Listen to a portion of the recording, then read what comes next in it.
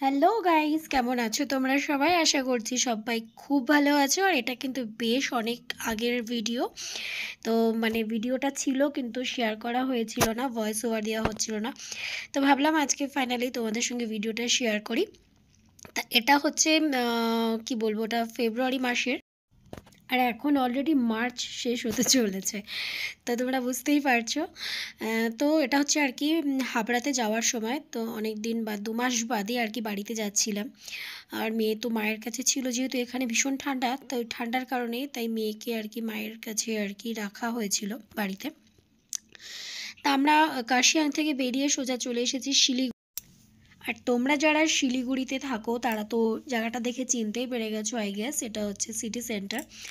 আর শিলিগুড়িতে গেলেই আমি এই জায়গাটাতে যাই, আমার ভালো লাগে, কারণ এটাই মনে হয় একটাই মল আছে, নাকি আরও আছে আমি ঠিক জানি না। তবে বেঙ্গল সাফারিতে যাওয়ার দিনকে ওদিকেও আর একটা দেখেছিলাম, তবে ওটা একটু বেশ দূরে হয়ে যায়, কাছে বলতে এটাই সিটি সেন্টারটাই আছে। তো ট্রেনে খাবো বলে এখানে কিছু খাবার নিয়ে নিচ্ছিলাম।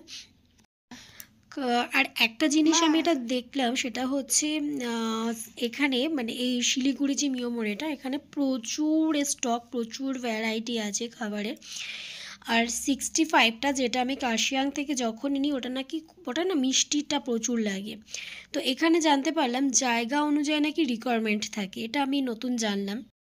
তো এই জাংশন একটা লোকও নেই তো আজকে। লোক থাকবে এই সময় সময় ট্রেনে লোক কি করে ভোর হয়েছে, তাহলে আমরা অনেকটা আগে চলে এসেছি। না, ওই যে আসছে, এদিকে আসছে লোক।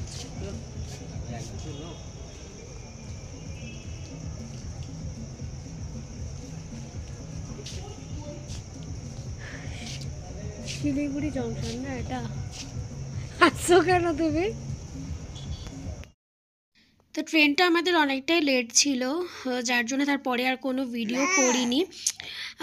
তো এটা হচ্ছে ফাইনালি পরের দিন সকালবেলা, তখন আর কি অলরেডি আমাদের ট্রেনটা শিয়ালদায় পৌঁছে যায়। আর আমার তখনও ভীষণ ঘুম পাচ্ছিল, এত ল্যাদ লাগছিল, মনে হচ্ছে আরেকটু ঘুমোই। কী বলতো, ট্রেনে না বেশ ফ্রেশ একটা ঘুম হয়, আমার তো বেশ ভালোই লাগে ঠান্ডা ঠান্ডা। আর ফার্স্ট এসিতে, স্পেশালি ফার্স্ট এসিতে। তার বাড়িতেও যাব, মেয়েকে অনেকদিন বাদে দেখবো, তারও একটা এক্সাইটমেন্ট রয়েছে।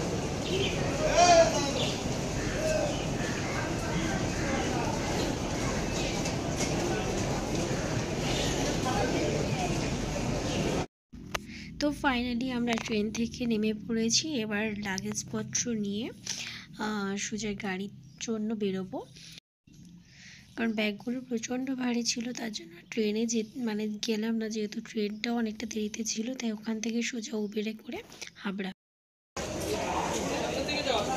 সামনের দিকে যাবো।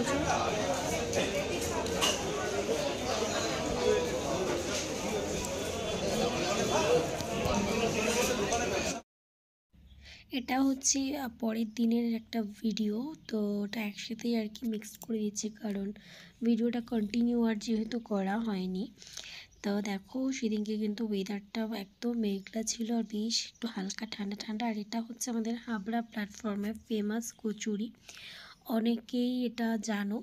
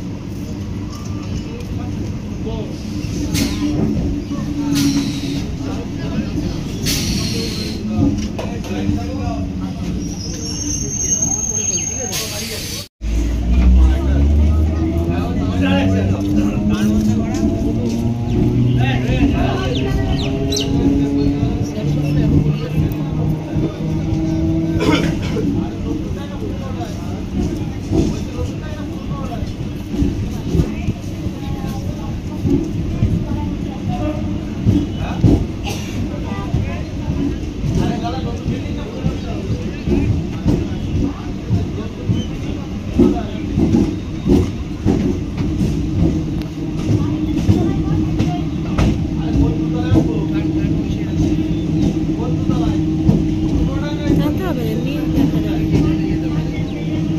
কত স্মৃতি বল। এখন চলে এসেছি হচ্ছে বনগাঁ স্টেশনে। আর ক্যামেরাটা আজকে এত ডিস্টার্ব হচ্ছে কেন কে জানে। আর এখন খাবো হচ্ছে একটা ঝালমুড়ি। অনেকদিন ঝালমুড়ি খাওয়া হয় না, আজকে একটু ঝালমুড়ি খেতে ইচ্ছে করছে। একটু ঝালমুড়ি নেব। এই যে বাজার থেকে ঝালমুড়ি নিচ্ছি, ক্যামেরাটা পুরো। তো বনগাঁ স্টেশনের কিন্তু ঝালমুড়ি একদম ফেমাস, এটা কিন্তু আমরা অনেকেই কম বেশি জানি। আর যারা বনগাঁতে থাকো তারা তো জানোই। আমার তো খুবই ভালো লাগে বনগাঁর ঝালমুড়ি।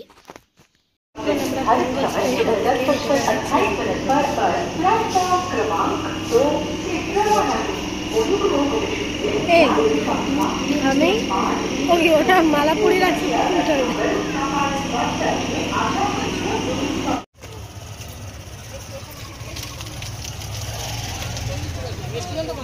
স্টেশন এদিক থেকে ওটা অন্যদিকে হেঁটে চলে যাচ্ছি। ওটা এদিক থেকে স্টেশন।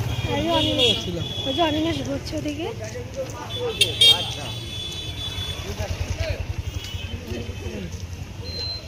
ওদিকে অনিমেষ ঘুরছে।